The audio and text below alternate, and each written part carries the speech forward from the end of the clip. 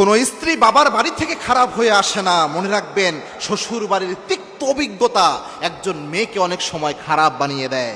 একটা মেয়ে যখন বাবার বাড়ি থেকে তার শ্বশুর বাড়িতে আসে, স্বাভাবিকভাবে সে চায় তার সর্বোচ্চ ভালো আচরণটা ওই শ্বশুর বাড়িতে দেওয়ার জন্য, কিন্তু শ্বশুর বাড়ির হাজার তিক্ত কথা, তিক্ত অভিজ্ঞতা একটা মেয়ের চরিত্রকে, একটা মেয়ের কথাবার্তা, মেজাজকে একদম নষ্ট করে দেয়। এজন্য এটা কিন্তু দুই পক্ষেরই দোষ। আমরা অনেক সময় দেখি যে অমুকের ওয়াইফ এটা ভালো না, তার আচরণ ভালো না, কিন্তু এটার জন্য যে কত তিক্ত অভিজ্ঞতা তার রয়েছে এটা হয়তো আমরা চিন্তা করি না। এজন্য আল্লাহর হাবিব সাল্লাল্লাহু আলাইহি ওয়াসাল্লাম বলতেন, তোমরা পরিবারে একজন আরেকজনের উপর ইনসাফ করবা। একজন হাজবেন্ড তার ওয়াইফের উপর ইনসাফ করতে হবে, একজন ওয়াইফ তার হাজবেন্ডের উপর ইনসাফ করবে, একজন শাশুড়ি তার ছেলের বউয়ের উপর ইনসাফ করবে।